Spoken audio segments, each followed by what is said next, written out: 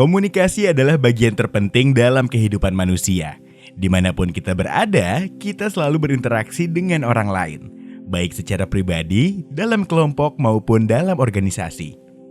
Di ISIP Jakarta, mata kuliah komunikasi kelompok menjadi wadah bagi mahasiswa untuk memahami bagaimana interaksi antar individu dalam sebuah kelompok bisa menciptakan makna, kekuatan, dan kebersamaan. Nama saya Sri Dewi Ningsih, Doktoranda Sri Dewi Ningsih, MSI. Saya Magister dari Psikologi. Mata kuliah yang saya ajarkan di ISIP Jakarta adalah mata kuliah Psikologi Komunikasi, Komunikasi Kelompok, dan Perilaku Konsumen. Ya, komunikasi kelompok itu adalah kumpulan individu. Yang namanya komunikasi kelompok itu kan adalah sekumpulan individu yang saling berinteraksi berdasarkan norma kelompok dan memiliki tujuan atau kepentingan yang bersama.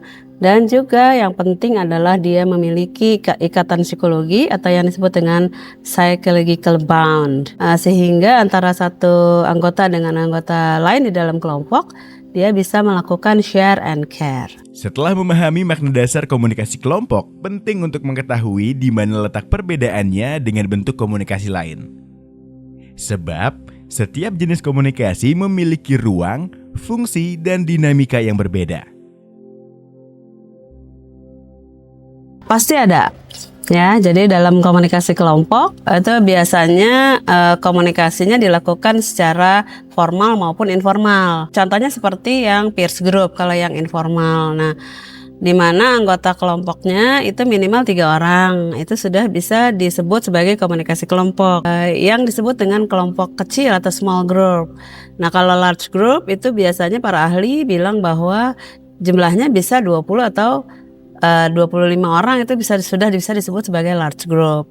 Sementara kalau pada komunikasi antar pribadi, komunikasinya hanya dilakukan 2 orang atau yang disebut dengan dyadic.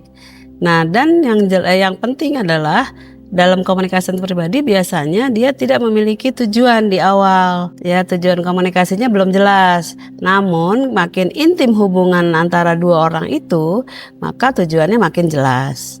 Tapi kalau pada komunikasi organisasi, ini adalah komunikasi kelompok yang dilakukan di satu lembaga atau di satu perusahaan yang dilakukan secara formal. Tujuannya adalah untuk corporate dan perilaku komunikasinya yang pada akhirnya akan menjadi culture corporate atau corporate culture. Dalam program studi ilmu komunikasi, mata kuliah ini menjadi salah satu fondasi utama, bukan hanya untuk memahami teori, tetapi juga agar mahasiswa mampu membaca dinamika yang terjadi di sekitar mereka. Bagaimana konflik muncul, bagaimana kekompakan terbentuk, dan bagaimana sebuah kelompok bisa mencapai prestasi bersama.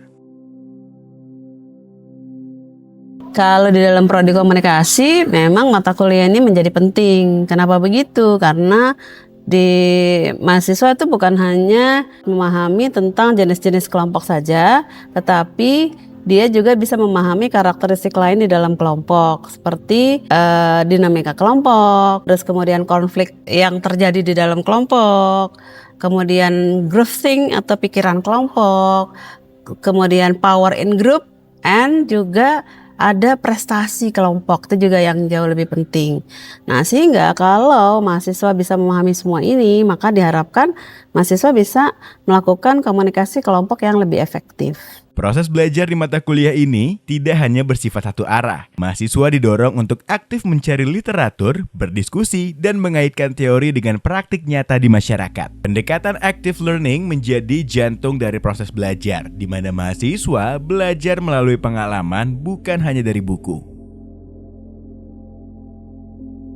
Oh ya, metode pembelajarannya dengan active learning pastinya, di mana mahasiswa itu diharapkan aktif mempelajari literatur wajib yang diberikan oleh dosen, bahkan di luar itu juga, seperti jurnal-jurnal ilmiah. Itu yang menjadi tambahan dari penjabaran dari materi wajib tadi. Selain itu, mahasiswa juga diharapkan mempresentasikan apa yang sudah dipelajari, sehingga ini yang kemudian bisa diaplikasikan di dalam kehidupan bermasyarakat dan menganalisa teori tersebut di dalam masyarakat, bahkan juga bisa kita diskusikan bersama di kelas. Namun, setiap proses belajar tentu memiliki tantangan. Dalam mata kuliah ini, salah satu hambatan yang sering muncul adalah rendahnya minat membaca. Padahal, kemampuan memahami teori dan hasil penelitian menjadi bekal utama agar mahasiswa bisa berdiskusi secara kritis di kelas. Tantangannya sih mahasiswa biasanya malas baca nih,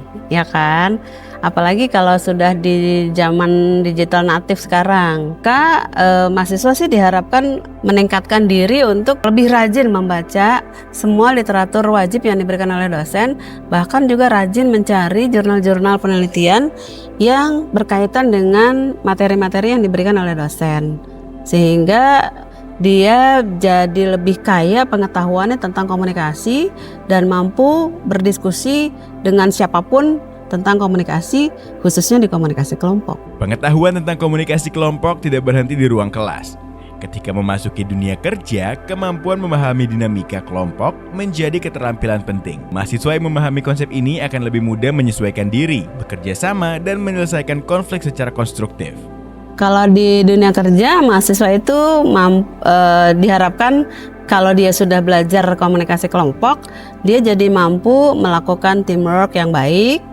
Kemudian dia juga mampu menganalisa konflik yang terjadi di dalam kelompok dengan baik pastinya. Kemudian dia juga mudah menyesuaikan diri di dalam kelompok. Bahkan dia mampu menganalisa pikiran kelompok. Jadi kelompok itu memiliki pemikiran tertentu, maka dia mampu menganalisanya pikiran kelompok, bahkan mampu meningkatkan kelompok sehingga kelompok itu memiliki power in group and prestasi kelompok. Jadi kalau komunikasi kelompok biasanya materi kuliah di mata kuliah komunikasi kelompok ini bisa diterapkan di dalam melakukan krisis di organisasi. Krisis itu contohnya adalah krisis yang berkaitan dengan konflik di antar anggota kelompok atau di anggota karyawan. Salah satunya itu konflik ya, mengatasi konflik tadi. Kemudian bisa juga menganalisa apa sih sebenarnya yang ada di dalam pemikiran di masing-masing anggota kelompok sehingga menjadi pikiran kelompok. Kita menjadi pimpinan kelompok, harusnya kita bisa menciptakan justru pikiran kelompok yang menjadi tujuan kelompok itu sendiri. Oke, sarannya sih kalau selama kuliah dia harus mampu meningkatkan diri pastinya. Dengan cara apa? Dengan cara membaca buku atau jurnal-jurnal ilmiah yang berkaitan dengan penelitian-penelitian terbaru terkait dengan materi di perkuliahan pastinya. Nah, sehingga mahasiswa ini memang mampu untuk berdiskusi lebih dalam ya, mendalam dengan semua orang, terutama berkaitan dengan ilmu komunikasi pada umumnya, khususnya pada komunikasi kelompok. Mata kuliah komunikasi kelompok bukan sekedar teori, tetapi tentang kehidupan sehari-hari. Tentang bagaimana kita belajar berinteraksi, memahami perbedaan, dan tumbuh bersama dalam satu tujuan. Dari sini, mahasiswa ISIP Jakarta belajar bahwa kekuatan kelompok lahir dari komunikasi yang saling memahami dan menghargai. Membaca literatur yang wajib dan mencari jurnal-jurnal penelitian yang terbaru terkait dengan materi yang kuliahnya tersebut. Oke, saya tunggu ya di kelas mata kuliah komunikasi kelompok. Thank you.